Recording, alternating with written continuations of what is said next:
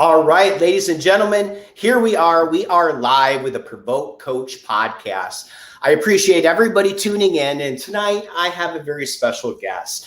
I always like to want to record the conversations that we have before, but we've just been catching up after many years of not speaking. I have somebody that I grew up with. Somebody that everybody from our era, right, in our age, in our hometown knows who you are. But I'm going to have you introduce yourself. Dr. Sage Church is our guest today. Clinton, thank you so much for having me. I've been so excited. I followed Clinton online for social media friends for a while. It's been almost a decade since I've seen him in person and longer since we've really got to spend time together. But I am a hometown friend, found my Grant's finest back there, Sage Church. I'm sure you know me and my family and all my cousins and all their cousins if you're from Grant.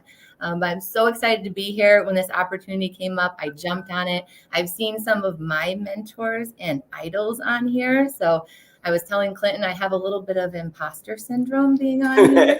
Seeing people like Mr. Stickney, shout out Stick, and all those other great coaches that I've had. So really honored to be here. And hopefully this gets to someone today and helps them with a path that they're on or a goal that they have or a dream that they have. So thank you for doing this, Clinton. I think it's an awesome message that you send.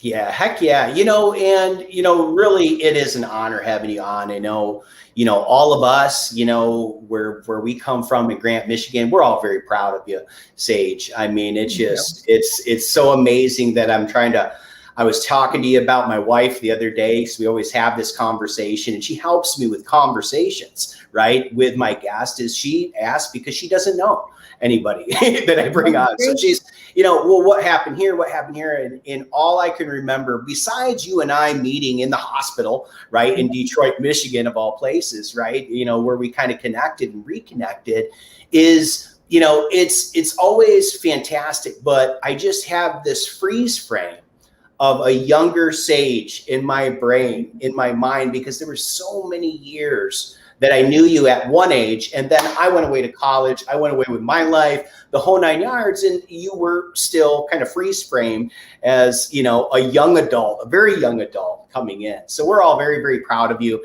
Thank you so much for being on. If you could really kind of introduce yourself and really what you're doing now in, kind of the present day Sage, rather than, 20 years back, right? Yeah. So if you didn't know that many years ago, I was a buck-toothed redhead with a mullet and a perm.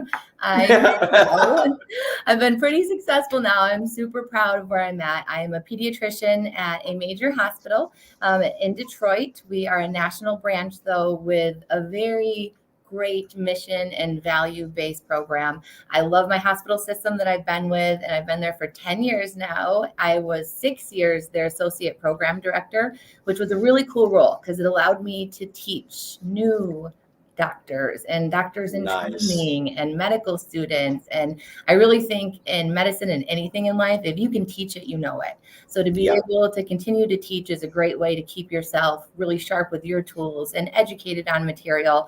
But I really wanted to focus more on clinical medicine. And I love being with kids and in the room and doing the exam and being with families and just feeling like, you guys picked me to care for your child and help them with their future. That's so cool. So to step into more clinical role, I was offered an opportunity to have my own kind of private practice as a branch of the hospital. And I've been here for 2 whopping weeks now. So getting into the swing of things, but it's been awesome. I get to see newborns every morning. That I come to clinic and see children from newborn to 21 years old. I've got an awesome group of families here already, a great staff. So I've been super blessed with that. And just on the side, because doctors have so much free time anyways, I did start my own business this last year. So when the pandemic hit and there's so many things that changed in so many people's lives, whether it was work or time with your family or just not even knowing what the future held. Even for doctors, you would think in a pandemic that it would be a very secure field, but doctors who had outpatient positions that really weren't allowed to continue to see patients during the pandemic. They struggled. Right. And I Right. know physicians who were losing their jobs and their careers are at risk. And to me, I was like, whoa, I thought I had like legit job security here. Right. Maybe Right. I should think about how I could always keep an income. And thinking about my training and my skills and my passion, I really love aesthetics as well. So I went and got certified and started my own business and opened up Wow. an aesthetic mobile medical spa. And now I Yeah. have my own medical spa, and I'm the medical director for 4 other ones across the state. So it's been a fun, busy, exciting year to year and a half, and Wow. I can't wait for more to come. I'm excited for it all. So let's talk about a couple things because I mean, you went over a lot that you have going on right now. Yep. I mean, and that doesn't even count family life. That doesn't Right. count, right? This is pure professionally. So talk to me, I guess, about, your day. Is there parts of your day that are broken up to where, or I guess maybe even parts of the week that are broken up? Walk us through that for a second, because that seems like a lot. So it is a lot. And I think what we all realize, no matter what age you are, is that time is one of the most precious things we all have. It doesn't matter if it's the end of your time, the start of your time, whether it's you counting down the minutes in your day, the minutes of your work day, or till you get home. Being really effective and efficient with time has started to be one of the most valuable skills that I've learned to try to hone in on a little bit. So Yep. time management stuff has become increasingly important for me. I am a mom, and like you said, amongst my professional things, those things are great to put on a resume. But at the end of the day, what matters to me is how my kids think of me and how Right. they view me, Exactly. and if they're proud of me, and if they're happy with the things I'm doing, and myself, of course. But their Sure. opinion, my family's opinion, is really important. So having them behind me and supporting me has been huge. I've got a 2.5-year-old at home and an 11-year-old at home, and a husband that I adore, and a family close by that I really love. So time management, I'll say, before I talk about my day, is really important. Making good Yeah. use of time too. So time management and the quantity or quality of time. Quantity Yes. sometimes isn't there, so quality should be. I really talk to people about time management and quality time effectiveness. So my day will start usually around 5:30. Before you start, you said something that was pretty awesome. Yeah. Time as, really how are you prioritizing that, but really what the value of it, of that time. Because if you're limited on how many hours you could do something, then the value of it and the effectiveness need to be way, way, way up. So give us an example, I guess, of what do you mean by that? Because So- somebody needs to hear that, because I Yep. think that's powerful. The easiest one for me right now is screen time management, because realistically, this is one of the biggest barriers in our communication, our relationships, our effectiveness. So being mindful, and I did just do a little discussion on a TV show about this too, because it is so important that our kids are seeing this behavior modeled. I can't yell at my 11-year-old to never play Roblox, Minecraft, Forza, any of the things as I'm on my phone on social media talking to people. So just being mindful and being present. So I really try to focus on screen time being limited. And if we're going to use screen time, content is more important than time. If we're doing something together and we're all watching a show, and especially interactive shows, they have fun ones now, survival shows where you can pick, do you go to the forest or do you try to hunt the bear? And they're doing that together. That's quality time. That matters when it's screen time. So being smart with screen time is one way that I really try to make quality time. And then effectiveness of the time. I don't need to do my dishes, even though they bother me like crazy, right when I walk in the door, because I want to see the baby. I want to hang out with my husband. So being able to kind of reprioritize your to-do list in the day is another kind of skill that I think is really important when we're time managing. I have all of these things to do, and I want to spend time with everyone and get everything done, but I might not be able to do them all right now, or I have to wait till the baby goes to bed. and then I can get some Right. of these things done. So I try really hard. The biggest one for me is being mindful of screen time so that I can really Yeah. promote quality time together. And then when Yeah. I've got a lot to do, what can I do at a different time? What needs my Mm. time with my child involved? What needs just me involved so that I can try to be more effective with that time too? It's hard. I am by no means a master at this. I struggle every day. I'm going to say that Yeah. I'm going to go home and be exhausted and hope that my toddler wants to watch just a little bit of TV for 5 minutes so I can relax. Right. But realistically, these are the things that add up. And these are the Yeah. things that really matter at the end of the day. It's not that I spent 8 hours watching movies with you. It's that I spent 8 minutes playing Right. bubbles and talking to you and Right. really interacting with you. So those things really are important and they do add up. Right. Well, and that's, and that's critical that people need to hear that, because we do live in a world where I see this in my family knows that if we go to a restaurant and if I see them pick up the phone and they start doing whatever, because my wife, she loves to play games, just as much as any other kid that I know. My daughter loves to play on games, but social media, I'll be working. Like, I'll be coming up with quotes, I'll be internalizing, I'll be coming up with stuff and doing all that. So we know that when we go to dinner, don't pick up the phone. That's our time. But like you said, I think managing that screen time, but also you were talking about how much time to spend in that quality time, where you could really, if you really needed to be on TikTok, why don't you be on TikTok with your son or daughter? Why don't you guys do a dance together, and then maybe you're getting a little bit of a workout too. 100%. Bundle everything together. I guarantee that impact with your child will have more effect, right, on everything. Right, that you're watching a TikTok, because you said something like, "I want my kids to be proud of me." Yeah, that's a powerful statement. That's huge. Do you think that in your industry, being high performing doctors, medical doctors, scientists, nurses, the list goes on with the type of people that you're surrounded by every single day, these high caliber, intense individuals, right? But living in intensity at all times. Yep. Do you think that those types of people, do you think that they manage their time properly when they get home? Do you think that those challenges are the same as somebody that maybe is not?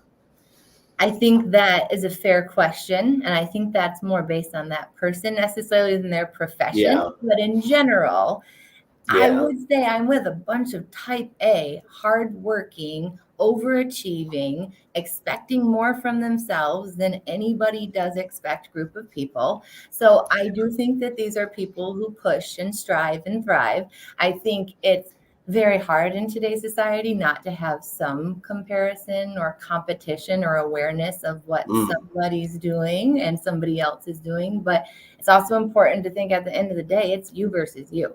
You should be your own competition and your own motivation and your own reason. So it is very hard with a group of people who all wants the same thing and is pushing for the same thing. And nobody in medical school got a Willy Wonka golden ticket to medical school. You worked your butt off and you made sure that you were top of your class and you tried hard to get the residency you wanted and you spent countless hours doing that. Then you became an attending. So it's hard work. And I think we all recognize that time is what we can't buy.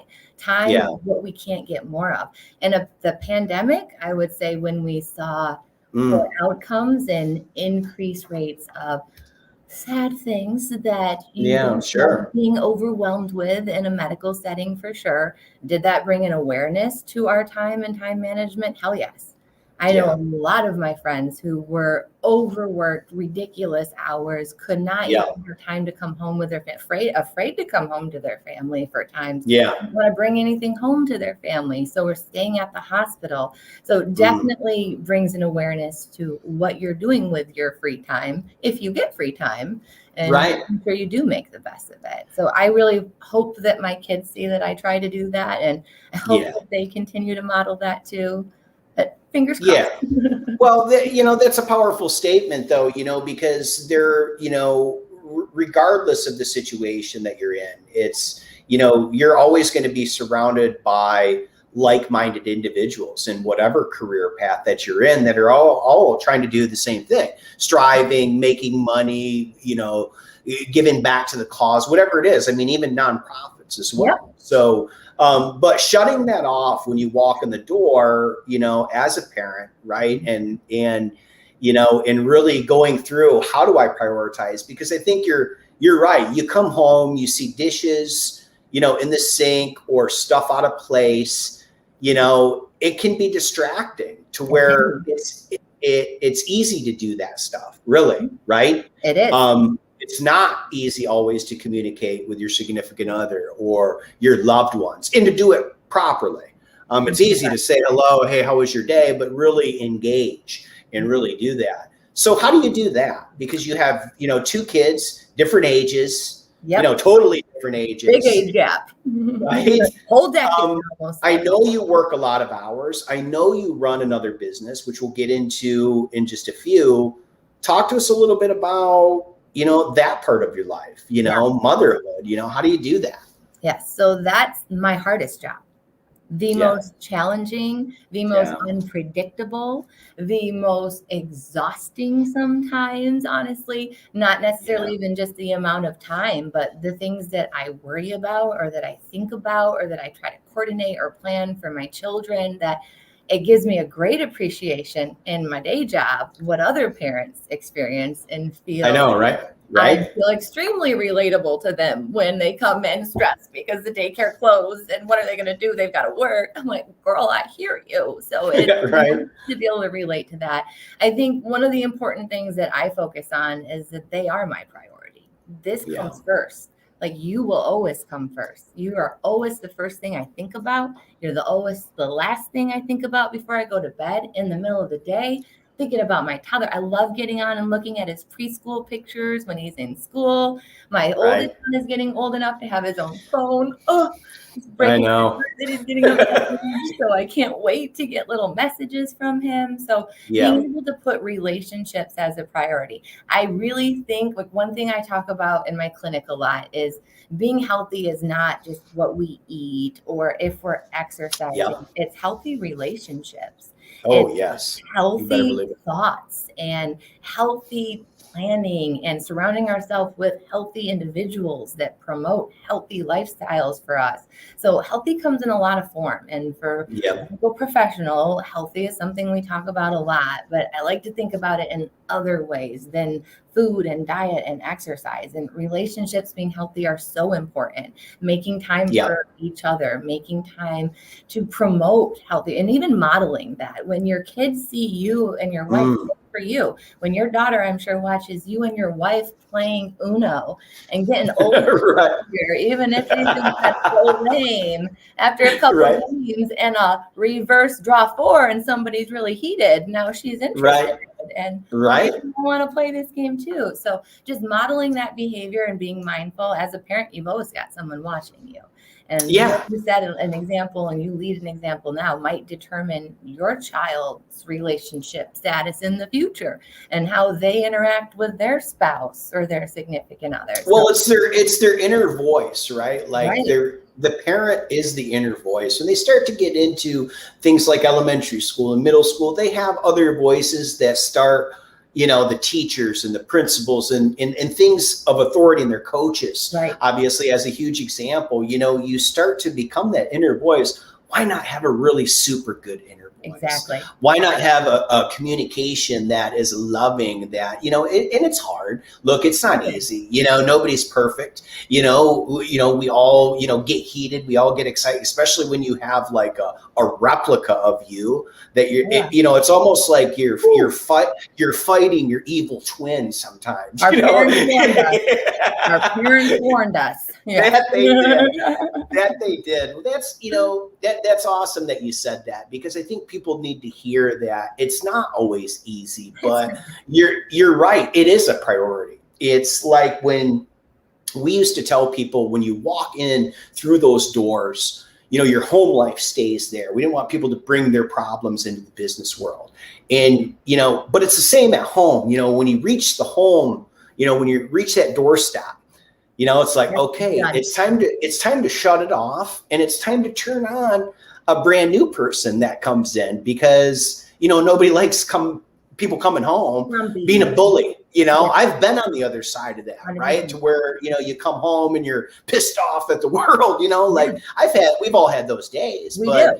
And if you work with people a lot, that's bound to happen when you give so much of yourself. It's not even physically, but emotionally. And we care so much about how other people feel and what they think that it's exhausting. And when we get home, sometimes we don't have much left in our cup to be able to give to other people. So mindfulness of that. When I have a bad day and I'm going home, I'm listening to Justin Timberlake on the ride home, and and I might do a little stretching in the parking lot before I walk in, and then want to bang against the wall. So just being mindful, I think there's a lot we can do to set ourselves up for positive experiences, positive interactions. If you know you're having a bad day, you don't need to start that off with, and the dishes aren't done. Right, exactly. There's a different entry there, but it's all mindset. I'm huge about mindset too. Your mindset controls a lot of your behavior, your actions, your interactions, your relationships. Yep. So if I come home from work thinking about how terrible my day was and how many sick kids I saw, and I'm already an hour behind, I'm not going to have time to make it to dinner, and I'm probably going to eat cold dinner. Well, woof.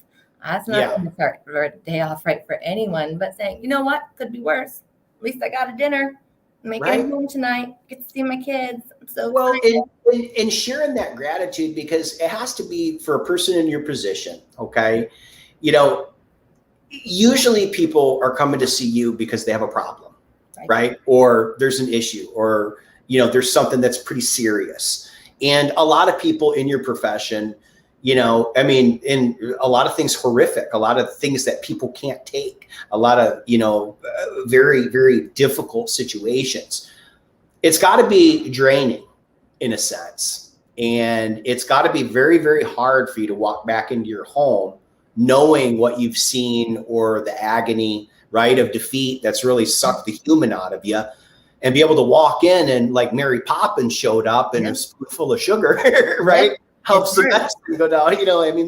That's got to be hard. So what are, I guess, some of the things that you do on a daily basis? You were talking about mindset. How do you get yourself into that mindset? How do you, have that poker face? Now, and I'd say it's hard. It is hard. You don't get to turn off feelings and emotions. It doesn't matter if it's the first time that, for me, it's especially with losing a patient. In pediatrics, it does not happen often. So when it does, it is a heart blow and a gut-wrenching thing. And it has a ripple effect. It affects a lot of people in the office, in the community. So when something like that happens, it's honestly something I have to kind of step back. I have to appreciate how it affected me. I have to be grateful for the role I had in that child's life. I have to be grateful for what I have. It honestly, this year especially, has given me so much gratitude, so much to be grateful for, to be appreciative, not just for me, for my kids, my family, my health, my successes, my futures, my plans. There's so much we have to be grateful for. And it's so easy to think about what we don't have right now, or what we're having taken away, or what we're losing. And the mindset needs to shift, what we still can do and what we're still capable, especially together. That's another huge thing I've seen with this, is when forces and groups and people work together. And it doesn't even have to be like-minded. I have very different opinions than a lot of the patients that I see. And they're my family and I'm their family. I'm not going to treat you any differently based on who you voted for, or what's your favorite colored t-shirt, or who your sports team is. So just to have that open-mindedness and being grateful. That's one of the biggest things for me. When I walk away from a hard case, I cry my tears, I feel my sorrows, but I walk away and I say, I'm going to go home and hug my babies.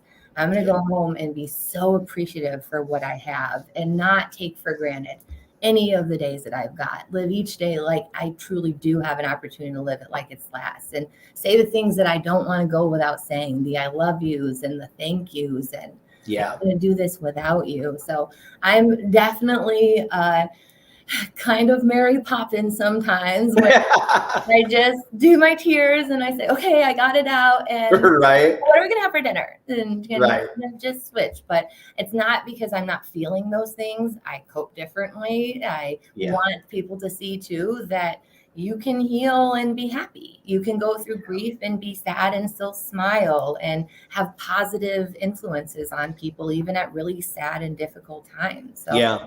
it happens. Well, Not and I think, yeah, I mean, and I think that, you know, people like you, I mean, you're very gifted in that sense to where, you know, you do see a lot of grief and you do see a lot of that. But that's, I think in a lot of cases, you know, there's some people that charges their inner fire so much to the point to where it helps them grow.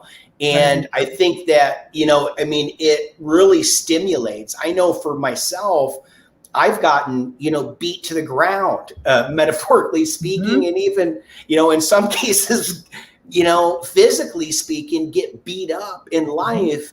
And I think it's a fuel, you know, it's almost like, you know, the Black Panther, you know, that suit that he has, that every time he gets hit, it like charges him up for an explosion, right? Yep. And I think that, you know, it's powerful what you're saying about gratitude, because I think that is the missing link. It's very easy for you to talk about negativity. It's very easy for you to get sucked in. And you're talking about whether it's screen time, whether it's watching the news, whether it's the things that you're consuming on a daily basis. It's easy to break down, right, your mental state. Very easy. And get you away from gratitude in a scarcity mindset rather than abundance. And that's powerful, what you said. Now, let me ask you, I mean, is this passion and drive? I know you give a lot back to the community. We were talking about that before we started recording. I know you're building your business. We'll talk about that in a second. But where did the gratitude, is that like a reflection that you want to give back to the community, not just professionally, but more your time and more of that? That's it. Purpose? So I think you and I have a little similar small town mentality of, I'm not here just because of me. I'm here because of the Sticks, the Strays, the Joneses, the coaches that we had, the friends that we had, the family that pushed us, the people that encouraged us. So to be able to give back, and my hopes are in giving back, there's 1, 2, 3, 4, 5 different kids that see a woman who's working really hard as a doctor and successful and as a mom and has a business and is still able to handle all of these things. And somebody who says, okay, I'm from a small town. I'm not the smartest in my class. I wasn't top 10. I wasn't valedictorian, but I worked hard. And for people to see that with hard work and with gratitude. I said, Grant taught me a couple things. It taught me how to grind. It taught me how to have some grit, and it taught me how to have some gratitude, to be really appreciative to where I came from, where I'm going, and the people around me. So to have that on my side as my background and as how I grew up and what I want to be able to give to a community and to other people, it's a huge part of my background. It's a huge part of our upbringing. And now I have an opportunity to do it. And I can do it on a large scale in a huge community-based setting. It's huge. So to be at a platform where the success and the business and the money, that's cool. But that's not what's important at the end of the day. And that won't mean anything when I'm in my last hours. What will mean a lot is who I impacted and how I impacted my community and what I gave back to them and what I was able to leave a positive influence on. So I'm really excited in this new position I'm at. It's a very community-based center. I'm going to be doing a lot with the high schools, sports physicals, community outreach. We've got community events all summer and all fall. So I'm super grateful to be in that position. And I know that it's a huge chance for me to be a voice, a role model, a mentor, or even just an inspiration to some kids out there. And that's what I'm doing it for. So hopefully that's awesome. That's awesome. So I guess let's talk about your business. I know that we kind of touched on it a little bit, obviously with, you know, all of your successes, you know, I mean, there's probably some people listening right now. They're like, really more? Like, what'd you need to do more for? What, I mean, isn't being a doctor enough? And for you, it wasn't. Why? It wasn't, because it wasn't enough, like you said, for me. For me, I'm someone who's always thinking, well, what more? What more could we do? Yeah. How could I either make it better or do something different or use my skills or help somebody more? So for me, it was, I came from a background where when you're a doctor, you don't really have a whole lot of training in another field. So not Right. really knowledgeable with business, with history, with other things. And my training, I especially love my anatomy classes. So when I found out and had an opportunity to get into aesthetics, I was like, wow, this is a ton of anatomy. I mean, it was Yep. cadaver training, going through a lot of old anatomy slides. So being able to tie some of my medical skills with my passion, that kind of goes back to the day. For those of you who actually knew me from high school, I really did love art and I was pretty good. Miss Keebler and Huck might even tell you I got an A in all my art classes.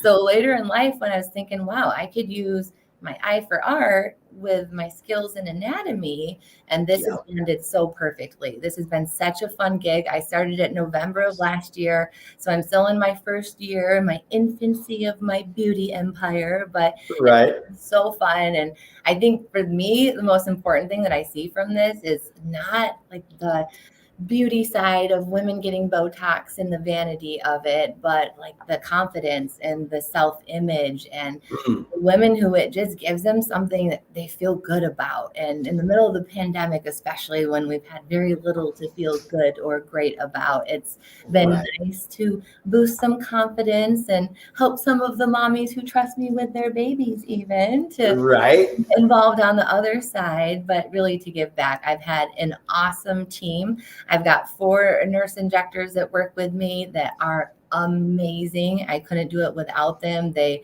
motivate me, they inspire me, they keep me on my toes, they push me to be better, they make me learn more. So again, I mentioned that we're all a lot of product of who we Yeah. are and who we surround ourselves with, and surrounded myself with a lot of positive people who push me and inspire me too. So really That's great. awesome. That. Thank you. That's awesome. So how is it different? I guess, there's a lot of people that don't know business and they Yeah. don't know where to start. They don't know how to do it. Like you said, you were trained in business. You weren't Not at trained all. as an entrepreneur, right? Like that. Not at I all. was not, I mean, look, I was in exercise science. I never learned anything about business. Like I had a rude awakening when I got into the business world because I'm like, I don't have an MBA. Like, what are you talking about right now? Like, what do we, Oh yeah. how was that different? And I guess what was the same and then what was really different? Yeah. So in my world, it was very different. I had absolutely no experience. My dad is probably crying right now because I don't even know how to balance my checkbook. I still have to look through that. Like, I have no idea. You want me to write a check? I don't know how to write in cursive anymore. What do you want? So to go back and actually have to not just learn kind of a new field, but also Right. remain open to knowing that I'm getting things wrong, that I'm going to make mistakes along the way, that this isn't going to be perfect. I have to be willing to trial and error here and learn as I go. I think a big part for me was having some mentors, making sure like I wasn't just going to free willy it and just build a business. I'm going to talk to other people who built it. So we had a really nice supportive group of women who've built a beauty business already that we relied on. And then really just making sure that you've got support. So having the other girls who were going through the same thing, we'd kind of divvy up the responsibilities of what we had to do for a business checklist. And it's not easy if you're not business minded to think about things like overhead costs and profit margins. And if you want to be an S Corp or a PLLC, all these tax things that I had out. So that's also where kind of comes back to my regular job. I had to say, I have to trust some of the professionals with this. If I'm not a professional in this field and I have a CPA who runs aesthetics businesses and knows how to do the books for them businesses, I don't need to reinvent the wheel or make myself think that I'm in more of a title than I need to have. I'll let them do it. So being able to have a team that I felt was very knowledgeable and I could rely on them. And I try to do that in my day job too. I've had a lot of families recently come to me with questions about vaccine related stuff and trusting me as their provider and trusting me as the one they rely on for sound medical information. And that's what I had to be able to do in my business life is say, hey, I'm not the expert here. It sucks this time, but I'm not the expert. So how can you help me? There's people who've done it before that led the way. That was helpful. Well, and I guess that would be the similarity, right? Because people don't get that. And, people that I coach, especially business owners and, they're in startup phases and whatnot, and they're coming is that they try to wear all the hats. Yep. And they try to do everything. And we teach them delegate or die. It's like, look, if you want to die an agonizing death, then go ahead and try to do everything yourself. Learn it. Because I've been there, done that. You try to learn things you don't know. I mean, YouTube, right? Yeah. Try to watch a YouTube video on it. I'm sure I can figure it out. Look, you're highly educated. You're smart. So I'm sure you could figure it out. But you said something that was powerful. You trust those professionals. Yeah. Just like in the medical field, you trust those people because that's what they're highly trained to do. In business, you have to trust the people that know more than you about it and really kind of deliver that. And that's powerful what you said. I mean, again, a team will make or break a 100%. Company, especially in the startup phase. So that's powerful that you've seen that now. Because most businesses fail way ahead of time because they don't ever see that. So, and we've had definitely the girls who are in the medical beauty aesthetics business with me will tell you that we've had our bumps, whether it was stuff that we realized 3 months later, like, oh, we can't do it this way. We're never going to make money. What are we doing? So there's definitely bumps along the way. And you have to be able to learn from mistakes. You have to be willing to grow. And a business, especially a consumer driven business, a lot of this is going to be based not just on your product, but how you deliver it and how you follow up, how you treat people, the time you spend with them, the message that you send to them, not just what we're doing. And anybody who knows anatomy could get trained to do this, but you'll use me hopefully because of what we talk about and the experience we have and how I educate you on this, and you trust my knowledge. So just like that, I trust my CPA, I trust my healthcare lawyers, I trust my business model developers, and I just put trust in the professionals. Right. And that's in delegating, that's a powerful tool. It's because huge. It is. When you started this conversation, we talked about time management and we talked about the quality of time doing the things that are most important for you. And, in various parts of your life, it seems that you're running your household the same way that you're a doctor, in the same way that you run your business, right? And I guess let's finally talk about, hubby, right? Yeah. We left this guy out. That handsome fella. How do you do all that? Be super mom, be, a thriving brand new entrepreneur, right? Because you are in your infancy stages, but I'm assuming you're doing extremely well. At least I think you are, right? And then of course, being a doctor, that's a full-time, double time, triple time. Where is your time for love, right? What about Dr. Dreamy? Now he's a doctor as well. McSteamy over there, right? So one big rule for him is you're not a doctor at home, honey. And he will tell me that very regularly. Hang up that white coat. You're not a doctor when you're here. But realistically, my husband Ryan has been my biggest support. He is the reason I could go and take those classes and get certified. I met him, just a little backstory with him. I met him when I was a resident. I was a single mom as a resident, which was very challenging. I had a child out of wedlock my third year of medical school. I had my child, and then I was in residency in Detroit by myself with an 18-month-old working 24 to 30-hour shifts. And the hospital I was working at, there was this transporter who was the guy who moved patients around when you needed a CAT scan. And this guy was like the hottest guy I'd ever seen him. The hottest. I saw him the first day. I was sweating immediately. I was telling all the nurses, I'm going to get his number. I'm going to get it. Fast forward to like a week later, and he's going to kill me for this, but we have a chance encounter near one of the private bathrooms that, let's just say, people in the hospital only go to for one reason. Right. And he was coming out of that bathroom as I was coming into that bathroom, which could have been a deal breaker. But this brave man decided, even after that embarrassing encounter, he was going to message me. And we literally, since that day, which was almost 11 years ago, have been inseparable. He moved in. His parents are still not happy about this, but 48 hours later, he stepped Wow. into a role. He was a young 20-some-year-old guy working as a transporter, and he came in and was stepdad, partner, supporter. So, I'll also say he brought the best family in the world with him. My in-laws Yeah. are amazing. So thank you, Ryan, for them. That's been a huge bonus. So for him, I have so much gratitude and appreciation. Time Yeah. together is usually sparse because of Right. our amount of time in a day, but we are Right. very mindful when kids go to bed, especially. That's time we put in together. If we wake up together early in the morning, especially weekends, ooh, I love a good weekend with kids sleeping until 9 and we could get up and hang out a little bit.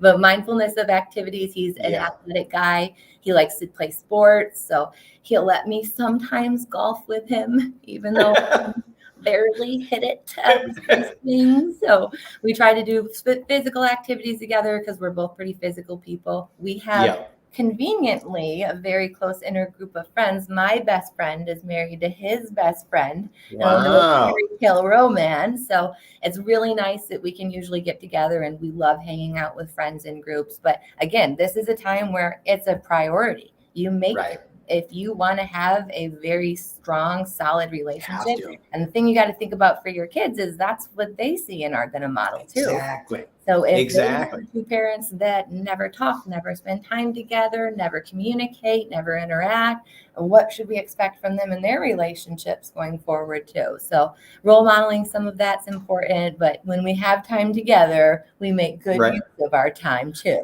And you have to. And it's funny that you said it, you know, we are role models. Like everything that we do, you know, you might as well just record it. You know, you might as well, you know, and we used to, it's funny in business, we used to, you know, kind of make fun of our general managers in a way, because we used to say, hey, look, we got a video camera on you and we know everything that's going on. And they just look at you with these big eyes. You know, it's like kids, you know, kids gotta, you know, they literally have a camera on you 24/7, and they're recording everything that you do. So, you know, you need to act accordingly, you know, because if you were on camera, how would you act? Would you really raise your voice at that time? Would you really, you know, have your bad day in front of everybody? You know, there's nothing worse than you working on yourself in front of your kids. They don't need you to work on yourself. They need, you know, they do, but in private, They, you know, and that's a hard thing to do. Wow. So hubby is obviously one of your biggest supporters, you know, and I guess last but not least, you know, what made you decide to chase being a doctor of all things? You know, why was that important for you? Where did that come from? Did you know that you wanted to be a doctor from a very young age? How did this come about? Very fair question. I think there was two aspects here. The aspect that I couldn't get away from was my desire to serve. I actually used to want to be a vet, and it broke my heart so bad when I lost my first pet, which, full circle, Mr. Stickney is going to be heartbroken probably that I bring this up, but he was driving the little red vehicle that accidentally hit my Vernon T. Church one day. He's still sad about it, I know. But after losing a pet, and I realized that I just couldn't go through that heartbreak. Honestly, I had opportunities to shadow in hospitals, and I had a pediatrician. Shout out Dr. Ranta if you're on here. Oh, yes. He was my doctor as well. Wow, Dr. Ranta, he's the man. So he was a guy, when I was growing up and I'd go to the doctor, it was such a positive experience for me. I never left scared. I never left nervous, even with shots and vaccines. He was such a positive influence. And he was the guy who said, you can be anything you want to be. You can do this if you want to do this. And full circle, when I was a medical student, I rotated with him. He pushed me to go for the residency I wanted to get. So it was just part of it was that commitment to service and giving back to my community. And part of it, which you can relate to, was the competition of it. What's the hardest thing I can go for? What would push me? What would nobody expect me to be able to do? What would nobody from Grant ever think that I was going to be one day? So part of it was that drive of just, if you can do it, push to do it. You versus you. You've got this. You've got the drive. You've got the ability. Why not? So really Yeah. the desire to push to be the best and my willingness to give back and wanting to serve my community. And pediatrics has been the best possible combination that I would Yeah. not trade my job for anything. I love what I do. I didn't do the beauty side business to get out of this. I did it just to help supplement with this. I love Right. with kids and their families. So I'm very grateful. I hope everybody has the opportunity to do what they love and love what they do. It's a huge, important thing to be passionate and have purpose with what you're doing, whether it's a career or just a pastime. So I hope that for all of you. Yeah, absolutely. Well, and I guess that would be, essentially my last question would be, what advice do you have for somebody that, whether they're listening now or whether they're going to listen tomorrow or even, 10, 15 years down the road, hopefully that, this is really, getting out to as many people as we can, the message. What message would you give? What piece of advice would you have? I think that's a very good question because there's so many things that I want people to know. But I think the biggest thing is you are as big as your dreams. You can do anything that you put your mind to. It is mindset. It is motivation. It is the need for a good support group. But a lot of it comes from within. We're all so capable of doing things that we surprise ourselves with every day. And life gets harder, but we get tougher. Things aren't going to get easier. We're going to get stronger. We're going to adapt. We're going to become smarter and wiser along the way. Set goals that are hard. Make things challenging for yourself because it feels good when you accomplish it. But really, you are as big as your dreams. So set some big dreams and you can accomplish anything. Yeah. And I guess with that, you said something that, look, make it hard. Like nobody ever gets any results without it being hard. Right. You don't gain muscle, right? By just hanging around.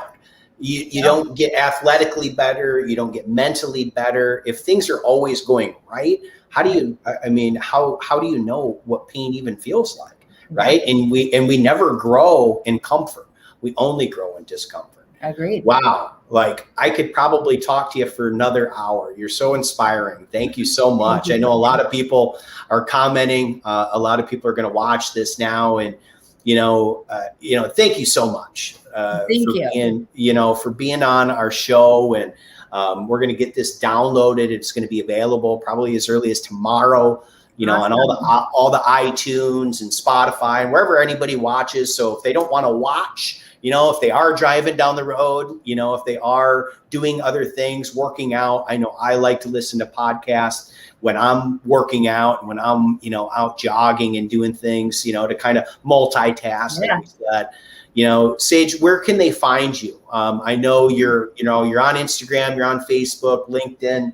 Where's the best place to find you? On social media right now, Instagram and Facebook. My company, my business is Babyface, and my hashtag is @DocSageRyan. That's DOC Sage Ryan. I do want to give a shout out real quick before we end. I'm going to start from the beginning to the end. To all my Grant's finest, thank you. Grant Tough Tiger Pride. To my Central Michigan Chippewas, Fire Up Chips. To Lincoln Memorial, to Bus Go Rail Splitters, all my med school friends.